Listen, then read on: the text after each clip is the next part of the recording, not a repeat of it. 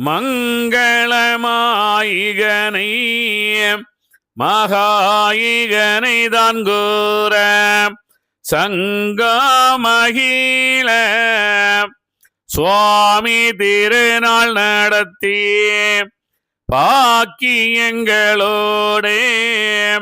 பௌசாயிருக்கையிலே தாக்கி மிகமாயன் சந்தோஷமாய் மகிழ்ந்து பொல்லாக்கலினாடு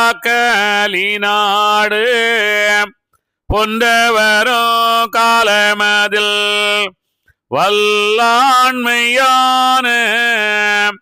வாய்த்த பகவதிக்கும்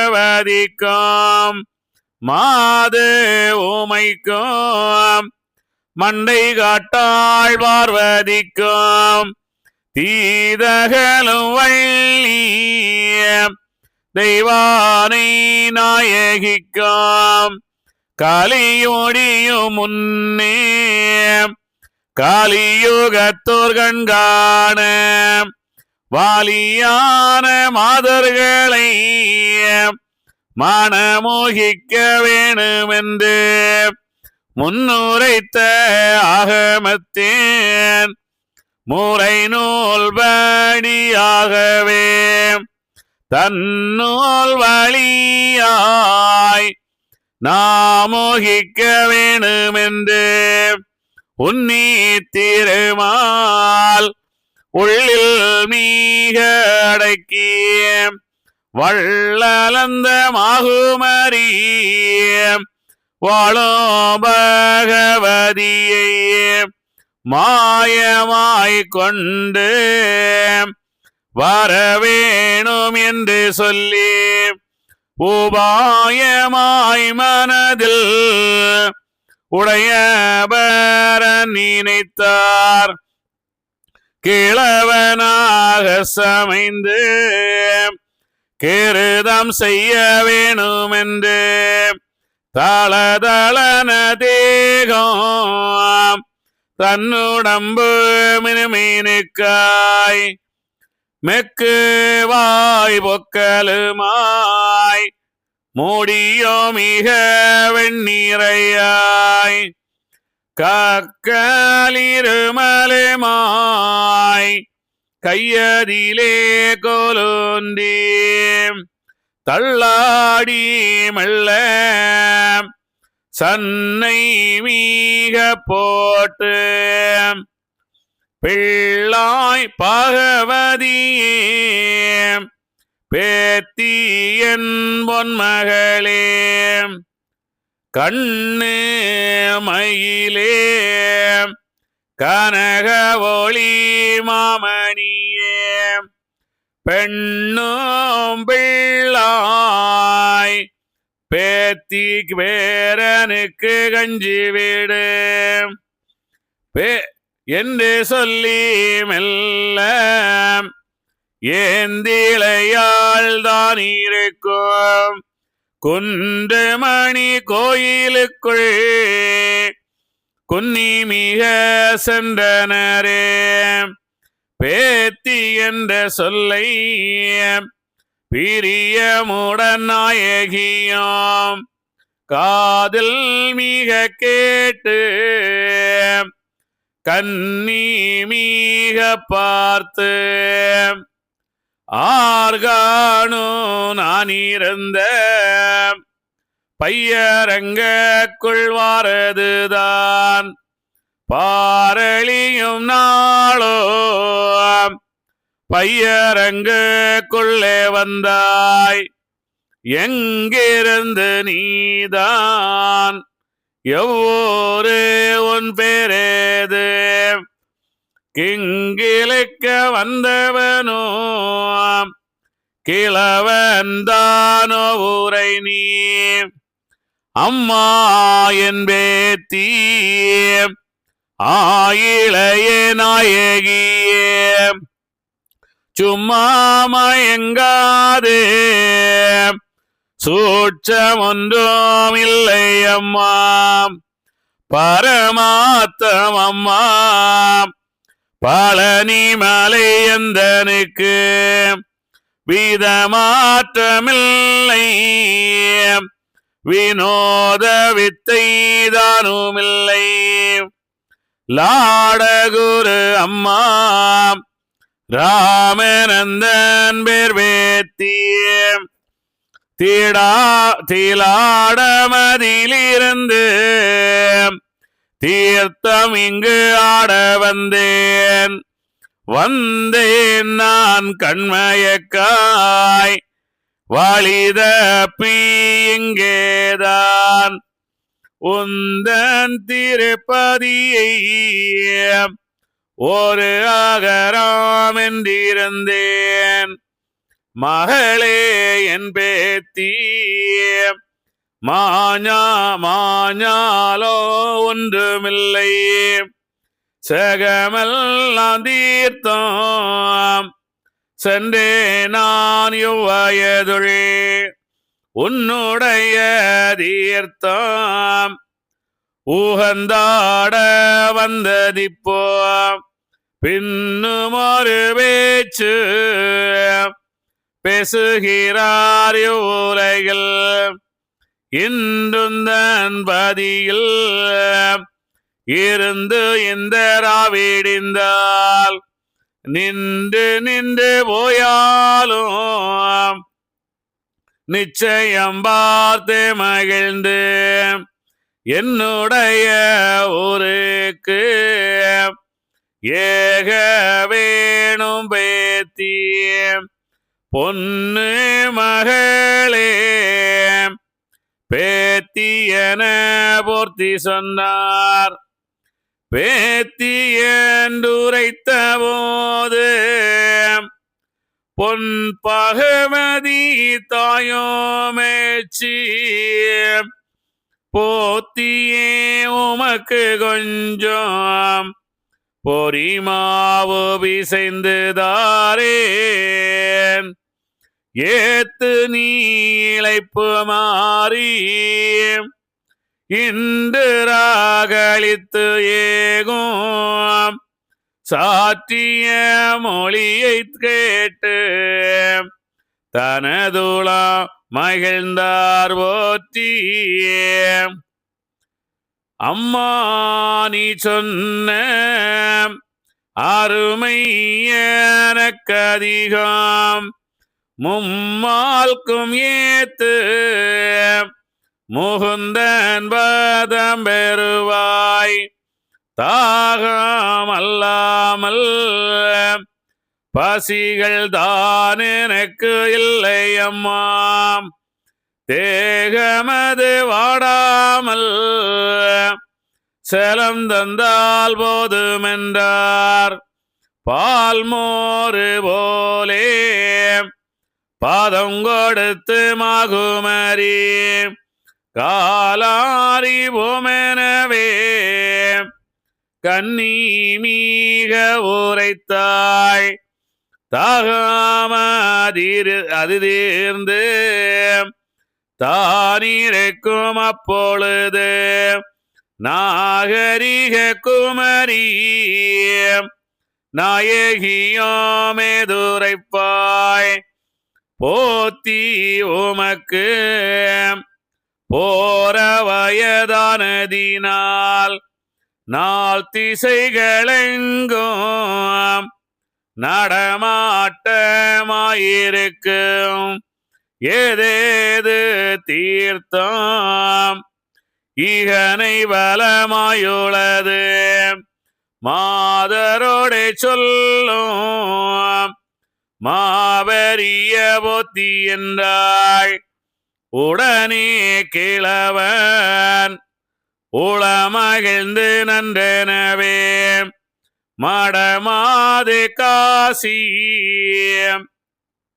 மகாதீர்த்தம் நல்லதுதான் கன்னியாகுமரி காசி தீர்த்தம் நிகராம் பின்னு மற்றதெல்லாம் பிரமாணம் அப்படித்தான் இப்போதொரு செய்தி ராட்சியத்தில் சொல்லுகிறார் எப்படியோ நிசமாய் இருந்தால் அது மேன்மையதாம் என்றுரைக்க நல்ல இளங்குமரியது சொல்வாய் விண்டுரைத்த நியாயமதை விளம்பு வீர் வெத்தி பொத்தி என்றாய் அப்போது கிழவன் ஆச்சரியமாய் மகிழ்ந்து எப்போது வேணும் இவளை மீக இழக்க என்று மனதுள் இருத்தி மீக தெளிந்து மன்றுதனில் கேட்ட வளமைகள் என்று சொல்லி 1008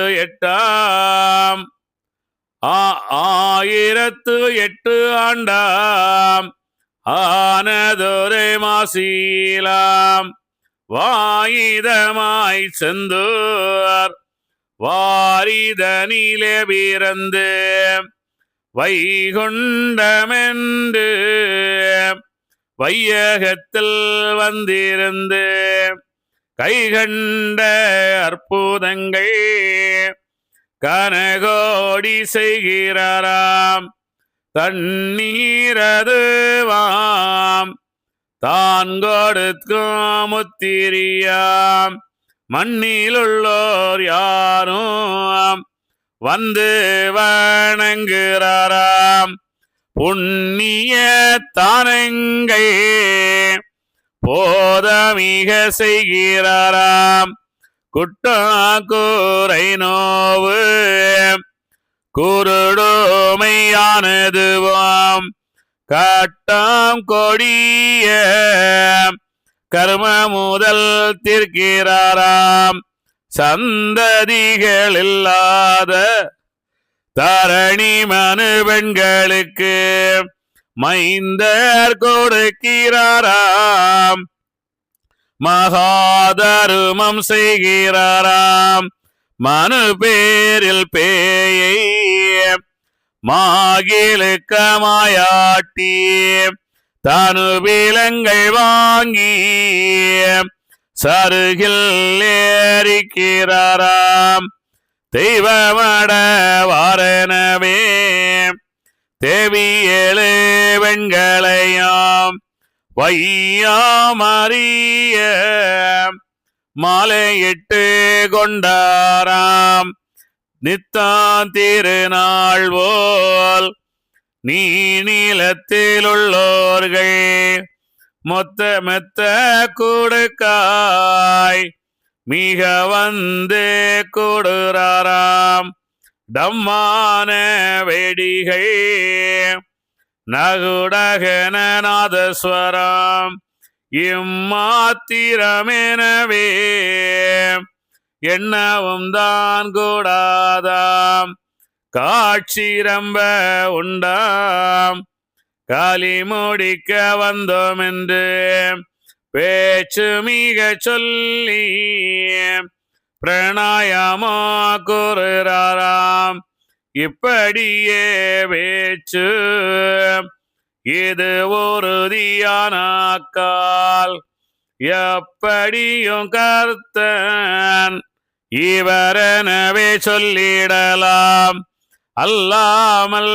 கலியுகங்கள் அழியுகின்ற நாளையிலே சொல்லால் பெரிய திருமால் சொரூபமதாய் தட்சணத்தில் வந்து திருவிளையாட்டாகுமென அச்சமர பேச்சு வந்து ஆதியிலே கேட்டதுண்டு அந்த முறைதானோ அவனிதனில் கேட்கிறது எந்த விதமோ தெரியுதில்லை என்பேத்தியே போய் பார்த்தால் தெரியும் பொன்பேத்தி என்றுரைத்தார் வாய் பார்த்த போது மது மீக மகிழ்ந்து கண்ணறிய போத்தி காரணத்து நற்போத்தி திண்ணமுள்ள போத்தி செப்புவதை நீர்கேளும் தெய்வமடவாரை திருமணங்கள் செய்தாரென்று வையமது சொன்ன வளமுறை தீரன் பேத்தி மாதரையும் பார்க்க மனவிருப்பமாயிருக்கு ஆதரவாய் போத்தி அதுவரையும் என்னையும் நீர் கூட்டிக் கொண்டே போவீர் கிழவனான போத்தி பூட்டியுந்தன் பிறகே பிள்ளை போலே நான் வருவேன் செய்தி என்னவென்று தேவி ஊருக்கமுடன் செய்தி மிக அடைந்த தாதனோடே உரைத்தாள் அப்போது லாடகுரு அவரேது சொல்லலுற்றார் இப்போது சொன்னதற்கு யான் கூட்டி போயிடுவேன் ஓடி நடக்க ஒட்டாது தள்ளாட்டம் கூடி நடக்க குறுக்கு பேலக்காது பேசி நடக்க பிசகும் அம்மா எனக்கு வீசி நடக்க விழிக்கும் கொஞ்சந்தான் மறைவு கக்கலிருமல் கால் விளக்க ஒட்டாது சிக்கிரவே நடந்தால் செருக்கிருமலிலை வரும் இத்தனை துன்பம் இருக்கும் கீழவனுடன் சிற்றிடையில் நல்ல சிறு பிராயம் நடந்தால் ஒக்குமோ பேத்தி உன்னடையும் என்னடையும் பக்குவமோ நான் தான் பாதை நடப்பதற்கு நடப்பேன் நான் காதவழி 4 நாள் தங்களென நீ என்னோட நடந்தால் நிகராமோ போத்தி என்றார். அப்போது நல்ல ஆயிழையும் எதுரைப்பாள் நற்போடு ஒத்த நம்முடைய வேரானீர் வேறாட்கள் கூட வெளியேற போகாது வீராக போத்தி மெல்ல நடையாகிடினோம் உம்மோடே நடக்க உள்ளாசையாயிருக்கு எம்மா திறனாய் எவ்வளவு சென்றாலும் பையிருந்து பாதை மீக நடந்து நெய்யதிய கண்ணி நேரிலை மாறில் வரையும் பார்த்து வரவேணும் பண்டையுள்ள போத்தி என்றாய். இங்கே நம்ம நிறைய விஷயங்கள் நம்ம பார்க்கணும். இதுக்கு முன்னாடி இது நம்ம பார்த்துட்டு வந்தோம். அதாவது அங்கே அந்த அந்த அந்த அதாவது தாமரைப்பதி சுவாமி தொகுப்பிலிருந்து அவர்கள் இங்கே அந்த அம்பலப்பதிக்கு வருகின்றார்கள். அம்பலப்பதி, அதோட பேர் அம்பலப்பதி. அப்போ அந்த அம்பலப்பதிக்கு எதற்காக இங்கே வருகின்றார்கள் அப்படின்னா, அந்த இகனை திருமணம் செய்வதற்காக. ஏன் இங்கே சுவாமி தோப்பில் இருந்துட்டு இகனை திருமணம் செய்யக்கூடாதா? ஏன் இங்கேருந்து அந்த அந்த இது கன்னியாகுமரியிலேருந்து சுவாமி தோப்பு வர தூரமும் அம்பலப்பதி தூரம் வர தூரமும் ஒரே தூரம் தான் இருக்கும். ஏன் அங்கே வந்து அந்த இந்த நிகழ்வுகளை எதற்காக அங்கே அந்த அம்பலப்பதியில் சென்று நடத்த வேண்டும் அப்படின்னு சொன்னா, அங்கே வந்து ஒரு மாற்றம் வேண்டும். அங்கேயே வந்து அவர் தவம் இருந்த இடம். அப்ப இன்னொரு இடத்துக்கு சென்று சிறிது நாட்கள் இந்த விஷயங்களை எல்லாம் பார்க்க வேண்டும் என்பதற்காக தான் அந்த மாற்று இதுதான் இது. 5 பதிகள் அப்படின்னு சொல்றாங்க.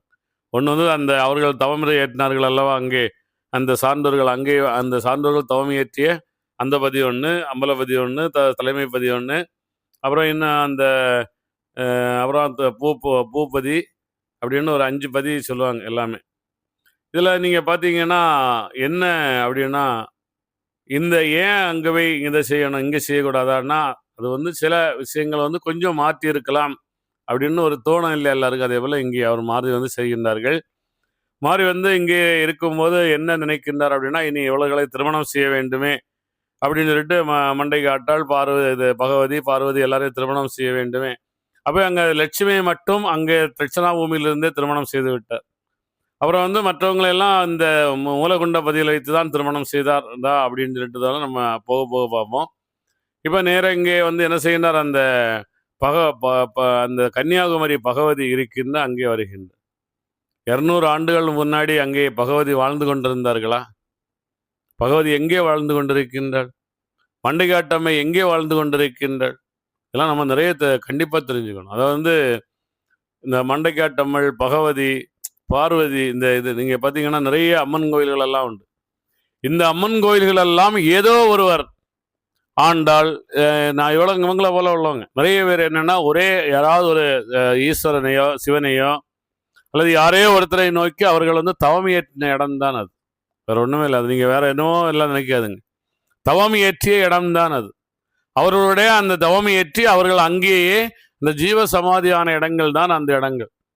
அப்போ அங்கேயே அந்த பகவதி வாழ்ந்து கொண்டிருந்தனால கண்டிப்பாக இல்லை. அப்போ இது எதற்காக ஐயா வைகுண்டர் சொல்லுகின்றார்? பை அரங்குக்குள் உள்ள அந்த வைனா அகத்தில் அந்த அகரம் என்றிருந்தேன் அப்படின்னு சொல்லுகின்றார். உன்னுடைய திருப்பதி அகரம் என்றிருந்தேன் அப்படின்னு. அகரம்னா அகம் அப்படின்னு இருந்தேன். அப்போ வந்து அங்கே அந்த அந்த அந்த இது யாருடைய இடம்? அந்த பகவதியினுடைய அகம் இருக்கின்ற இடம். அந்த பகவதியினுடைய அந்த இது இருக்கு. நீங்கள் பார்த்தீங்கன்னா கொஞ்ச காலத்துக்கு முன்னாடி கூட, கொஞ்ச நாளைக்கு முன்னாடி தான் அந்த அம்மா இறந்தாங்க. அது அங்கேயே வந்து ஒருத்தர் இருந்தார், வயசான ஒரு அம்மா. அந்த அம்மா அங்கே யார்ட்டையும் பேசவே செய்ய மாட்டாங்க. ஏதாவது கொடுத்தா எப்போது இருக்க தான் வாங்கி சாப்பிடுவாங்க, அவ்வளோ சாப்பிடவும் மாட்டாங்களாம். திடீர்னு அவங்க பக்கத்தில் நிறைய நாய் இருக்கும். திடீர்னு அந்த கடலுக்குள்ளால போவாங்களாம், கீழே போவாங்களாம், 4-5 மீனை பிடிச்சிட்டு வந்து கையில் பிடிச்சிட்டு வந்து அந்த நாய்களுக்கு போடுவாங்களாம். அதை சாப்பிட்டு இருக்குமா. இந்த அம்மா அதில் இருப்பாங்க. அது இறந்துட்டாங்க. இப்போ அதில் ஒரு சின்ன கோயில் போல் கட்டியிருக்கிறாங்க. அதான் அந்த அம்மாவோட அகரம் அது. இங்கே இந்த பகவதியினுடைய அகரம் அது. இங்கே மண்டைக்காட்டு அம்மாவுடைய அகரம் அது. அதான் ஞாபகம். நீங்கள் அதே போல் தான் நம்மளுடைய அந்த முருகன் கோயில்கள் அனைத்துமே சித்தர்களுடைய சமாதி தான். அந்த சில கோயில்கள் தான் வந்து சமாதி இல்லாத கோயில்கள்லாம் நிறைய ஆபத்துகள் நடந்துருக்கு. தஞ்சை பெரிய கோயிலெல்லாம் அந்த சித்தர்கள் சமாதி கிடையாது. அதெல்லாம் அந்த ஒரு அரசன் கட்டிய கோயில். அதெல்லாம் அந்த அரசனே அதிலிருந்து விழுந்து இறந்தான்.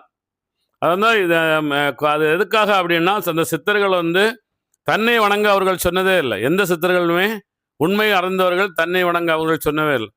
அவர்கள் என்ன செய்தார்கள்? சிவபெருமான் என்பது நம்முடைய உயிர், மகாவிஷ்ணு என்பது நம்முடைய மனம், பிரம்மன் என்பது நம்முடைய அறிவு. இவர்களைத்தான் நாம் வணங்க வேண்டும் என்று சொன்னார்களே தவிர, நமக்குள்ளால் இருக்கின்ற தெய்வங்களைத்தான் வணங்க சொன்னார்களே தவிர, அவர்களை ஒருபோதும் யாரும் வணங்க சொல்லவே இல்லை. இதான் உண்மை, இதான் சத்தியம். அது வந்து இங்கே அதே போல அந்த பகவதியினுடைய அகரம் அது, பகவதியினுடைய அகம் அது. ஐயா வைகுண்டரை இந்த பகவதியை எதற்காக இங்கே கொண்டு வந்து இகனை திருமணம் செய்ய வேண்டும்? அது வந்து நீ வந்து அங்கே பகவதி என்ற ஒரு கடவுள் இருக்கின்றார் என்று நீங்க போய் வணங்க வேண்டிய அவசியம் இல்லை. நீ அங்கே வந்து மண்டைக்காட்டம்மாளா என்று ஒரு கடவுள் இருக்கின்றார், நீ அங்கேயே வந்து வணங்க வேண்டியதில்லை. அதே போல அங்கே எல்லா கடவுள்களும் இப்பொழுது இங்கே ஐயா வைகுண்டர் எல்லா கடவுள்களும் நமக்குள்ளால் இருக்கின்றார் என்பதை காட்டுவதற்காக தான் ஐயா வைகுண்டரை கொண்டு வந்தார்.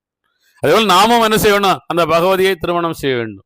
நாமும் அந்த மண்டைக்காட்டம்மாவை நாமும் ஏற்றுக்கொள்ள வேண்டும், திருமணம் செய்ய வேண்டும். திருமணம் சொன்னோன்னு உடனே அதே போல நம்ம சம்சாரத்தை தாலி கட்டுவது அப்படி இல்லை. நாம் அகத்துக்குள்ளாலே அவளைகளை ஏற்றுக்கொள்ள வேண்டும். அந்த பகவதி என்பவர் எனக்குள்ளாலே தான் இருக்கின்றார், ஒரு சக்தியாக இருக்கின்றார். அந்த மண்டைக்காட்டாள் என்பவர் எனக்குள்ளாலே ஒரு சக்தியாக இருக்கின்றார் அப்படின்றத நாம் ஏற்றுக்கொள்வதற்கான விஷயம்தான் இந்த இகனை திருமணம். உடனே அங்கே ஐயா இதெல்லாம் திருமணம் செய்துட்டாரா?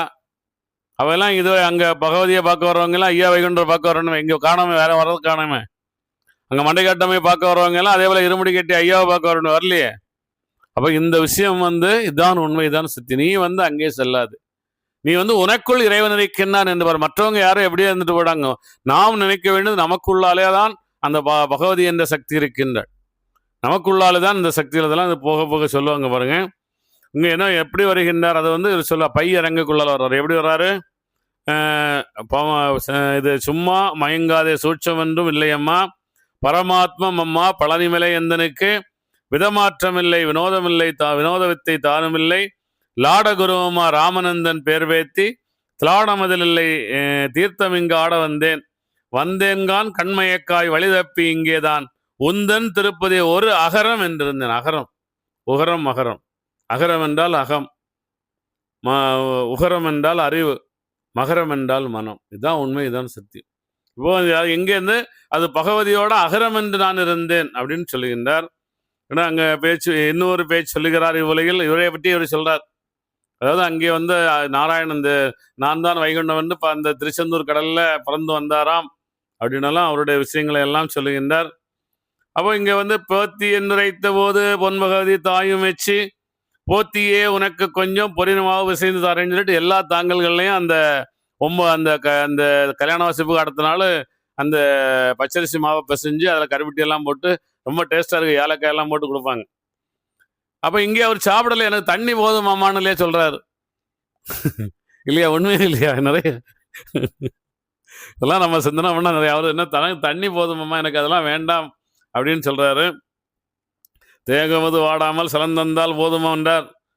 பாலு மோறு போலே பதம் கொடுத்தால் பரம் கொடுத்து மாகுமரி காலன்றில் காலாரி போகும் என்று கன்னி மிக உரைத்தார். அப்படியெல்லாம் சொல்லிட்டு இதெல்லாம் நான் இன்னும் நம்மளுடைய அந்த பிரச்சனைகள் இது என்ன சொன்னாங்கன்னு கூட புரிஞ்சிக்காம அங்கே நம்ம பச்சரிசி மாவில் அவருக்கு இது கட்சி கொடுத்துட்டாங்க அப்படின்னு இன்னும் தாங்கல்களில் அந்த ஏடுவாசி டைமில் கொடுக்குறத பார்த்துரும். இதெல்லாம் நமக்கு அந்த சின்ன வயசுலாம் விஷயம் தெரியாது, சொல்ல முடியாது இல்லையா அவங்ககிட்டலாம் இல்லையா? இப்போ நம்ம சொன்னாலே யாரும் கேட்க மாட்டாங்க. அதான் உண்மை. ஏதோ தீர்த்தம் இன்னும் எந்தெந்த தீர்த்தம்னெல்லாம் சொல்கிறீங்க. காசி தீர்த்தத்துக்கு அப்புறம் கன்னியாகுமரி தீர்த்தம் தான் அப்படின்னா, கன்னியாகுமரியில் என்ன தீர்த்தம் இருக்காங்க? அங்கே போனால் அந்த கடல் தான் இருக்குது, என்ன தீர்த்தம்? அதே போல் காசியில் போனால் அங்கே அந்த கங்கையில் ஓடுற அந்த அந்த டிஷ் தண்ணி தான் இருக்குது. அந்த தண்ணிக்கு அந்த ஆற்றுக்கு வேற அவங்க பூஜை பண்ணுவாங்க. அதை பார்க்கறது வேற கொடுமை. 1000 லட்சக்கணக்கான மக்கள் அங்கே இருப்பாங்க. எவ்வளோ ஒரு முட்டாள்தனம் பார்த்தீங்களா? ஒரு தண்ணீர் செல்லுங்கன்னா அந்த ஆற்றுக்கு ஒரு பூஜை செய்கிறாங்க. மக்கள் எவ்வளோ வருதுன்னு பாருங்க. பசுன்னா பசுவுக்கு கோமாதான அதுக்கு ஒரு பூஜை செய்து தராங்க. அதை இந்த விஷயங்களெல்லாம் நம்ம தெரிஞ்சுட்டா நம்ம முட்டாள்தனமாக நம்ம வாழ்ந்து கொண்டு இருக்கின்றோம் அப்படின்னு தெரியும். நீங்கள் அந்த ஆற்றுக்கெல்லாம் பூஜை பண்ணும்போது பார்த்தா உண்மையில எனக்கு ரொம்ப முட்டாளாக தெரிஞ்சுது. இவ்வளோக்கு வெக்கி தலை குறிந்திருக்கின்ற நாங்கள் காசில் நான் நிஜமாவே நீங்கள் என்ன நினைச்சாலும் சரி. உண்மை தத்துவங்கள் தெரியாமல் ஹிந்து தர்மம் தடுமாறி கொண்டிருக்கின்றது. இதை பிரதமர் வரைக்கும் அதை ஆதரித்து கொண்டிருக்கின்றார்கள் எல்லாரும் இல்லையா? உண்மை என்னன்னு சொல்ல மாட்டேங்கிற. தூணிலும் துரும்பிலும் எங்கும் எதிலும் எல்லா இடம் உயிரிலும் இருக்கின்ற இறைவன் எனக்குள்ளால இருக்கின்றான். உடனே நாங்கள் ஆற்றுக்கு நீங்கள் எதுக்கு பூஜை பண்ண? அரும் இறைவன் தான், எல்லாமே இறைவன் தான், சரிதான். ஆனால் அது பூஜை நீங்கள் யாருக்கும் பூஜை போட வேண்டிய அங்கே தான் கடவுள் என்று நீங்கள் பூஜை போட வேண்டிய அவசியமே இல்லையே. இதுதான் கடவுள் என்று நீங்கள் பூஜை போட வேண்டிய அவசியம் இல்லையே. இதெல்லாம் நிறைய கதைகள் எல்லாம் சொல்லி நம்ம அந்த காசிக்கு போனோன்னு எத்தனை பேர் வயசானவங்க போக முடியாதவங்க நான் காசி வையாவது செத்துறணும்னு அங்கே போய் பார்த்தா நிறைய பணம் எரிஞ்சிட்டே தான் கிடக்கு. அங்கே போய் செத்து என்ன பண்ண போறீங்க? நீங்கள் நிம்மதியாக நீங்கள் வாழ்ந்த இடத்துலையே அந்த அந்த இதுலையே நீங்கள் அந்த இதான எவ்வளோ நல்லா இருக்கும் இல்லையா? நீங்கள் சொல்லுங்க. எனக்கு அதில் அதே போல தான் இங்கேயும் ஐயாவும் இப்படிப்பட்ட சில விஷயங்களை அதே போல சிஸ்டர் சொல்லிட்டார். காசி மகார் தீர்த்தம் அப்படின்னு ஐயா வைகுண்டர் இப்படி தான் போய் பகவதிட்ட சொன்னாரா? சொல்லி ஐயா அறிவாலோசர்கிட்ட எழுத சொன்னாரா? அது ஒன்றுமே புரியவில்லை. ஏன்னா இது என்ன அப்படின்றத நம்ம தெளிவாக பார்த்துட்டு போவோம். சொல்லுகின்றார் அப்படின்னு சொல்லிட்டு அந்த அந்த அந்த கன்னியாகுமரி அந்த அம்மையை அழைத்து கொண்டு அங்கேருந்து கிளம்புகின்றார். அடுத்து என்ன சொல்லிட்டு வராங்கன்னு பார்ப்போம்.